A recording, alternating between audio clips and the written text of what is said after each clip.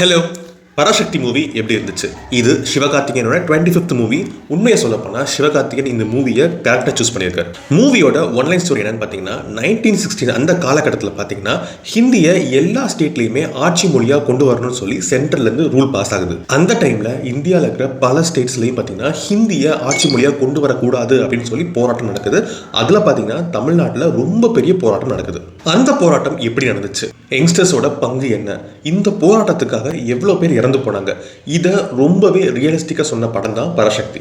படத்தில் இம்பார்ட்டண்ட்டாக சொன்ன விஷயம் என்னன்னு பார்த்தீங்கன்னா, ஹிந்தி மொழியை தான் நாங்கள் அப்போஸ் பண்ணுறோமே தவிர ஹிந்தி பேசுகிற மக்களை கிடையாது அப்படிங்கிற கான்செப்டை பார்த்தீங்கன்னா ரொம்பவே கிளியராக சொல்லியிருக்காங்க. அதுக்கு பாராட்டுகள். இந்த மூவியோட பாசிட்டிவ்ஸ் என்னன்னு பார்த்தீங்கன்னா, 1916 காலகட்டத்தில் தமிழ்நாட்டில் என்ன நடந்துச்சோ அந்த உண்மை சம்பவத்தை பேஸ் பண்ணி எடுத்த படம் தான் இது. பட் இதை டாக்குமெண்டேஷன் மூவிமா எடுக்காம லவ், காமெடி, ஆக்ஷன், டிராமா இப்படி எல்லா எலமெண்ட்ஸுமே மூவியில் இருக்கு.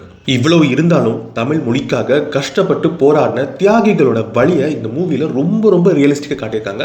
அதுக்கு டைரக்டருக்கு ஹேட்ஸ் ஆஃப். மியூசிக் சொல்லவா வேணும், ஜிபி வேற லெவல்ல மியூசிக் போட்டிருக்காரு. ஈவன் சாதாரண சீனை கூட இவரோட மியூசிக் பார்த்தீங்கன்னா எலிவேட் பண்ணி வேற லெவல்ல காட்டியிருக்கு. பேக்ரவுண்ட் ஸ்கோர் அண்ட் பிஜிஎம்லாம் வந்து அல்டிமேட்டா இருக்கு. ஸ்ரீலீலா வர சீன்ஸ் எல்லாமே பார்த்தீங்கன்னா ரொம்பவே அழகா கிராஃப்ட் பண்ணியிருக்காங்க. டான்ஸ்லாம் பட்டையை கிளப்பியிருக்காங்க. கண்டிப்பா தமிழ்ல உங்களுக்கு மிகப்பெரிய வாய்ப்பு இருக்குன்னே சொல்லலாம். அதர்வாவோட டயலாக் டெலிவரி ஃபயரா இருந்துச்சு. போராட்டத்தில் அவர் பேசுற ஒவ்வொரு டைலாக்கும் நம்ம மனசுல நிற்கும். யங்ஸ்டர்ஸோட ஃபயரை அப்படியே டெலிவரி பண்ணியிருப்பாரு. இந்த மூவில அதர்வாவை ரொம்பவே சூப்பரா யூஸ் பண்ணியிருக்காங்க. அடுத்து நாம ஜெயம் ரவி இல்ல ரவி மோகன். எப்படி தனி ஒருவன் மூவில ஹீரோ கேரக்டரை கம்பேர் பண்றப்ப வில்லன் கேரக்டர் தான் நம்ம மனசுல நினைச்சோ, அதே போலதான் இந்த மூவிலையும். இதுல ரவி மோகனை ரொம்பவே ஒரு குடும்பக்கார வில்லனை காட்டியிருக்காங்க.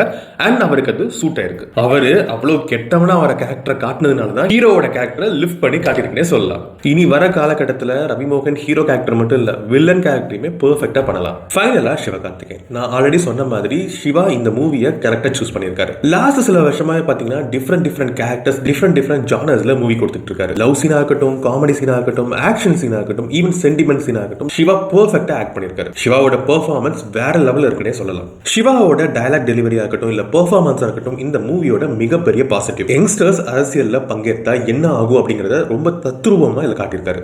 இந்த மூவி சிவாவோட கரியர்ல பாத்தீங்கன்னா மிகப்பெரிய ஒரு ரிமார்க்கபிள் மூவியா இருக்கும். தமிழ் மொழிக்காக எவ்வளவு பேர் கஷ்டப்பட்டிருக்காங்க, எவ்வளவு பேர் உயிர் விட்டுருக்காங்க அப்படிங்கறத நினைச்சு பார்க்க வைக்கிற ஒரு மூவியா தான் இருக்கும் இந்த பராசக்தி. இது என்னோட ஃபீட்பேக் மட்டும்தான். நீங்க மூவி பார்த்துட்டு உங்களுக்கு எப்படி இருந்துச்சுங்கிறத மறக்காம கமெண்ட்ஸ் சொல்லுங்க. ஜனநாயகன் ரிலீஸ் ஆனதுக்கு அப்புறமேல விஜயனா மூவி எப்படி இருந்துச்சுன்னு நம்ம டிஸ்கஸ் பண்ணலாம். சோ அதுக்கு மறக்காம இப்பவே நம்ம சேனலை சப்ஸ்கிரைப் பண்ணிக்கோங்க. அடுத்து இன்னொரு ரிவ்யூவோட நான் உங்களை மீட் பண்றேன். Stay safe.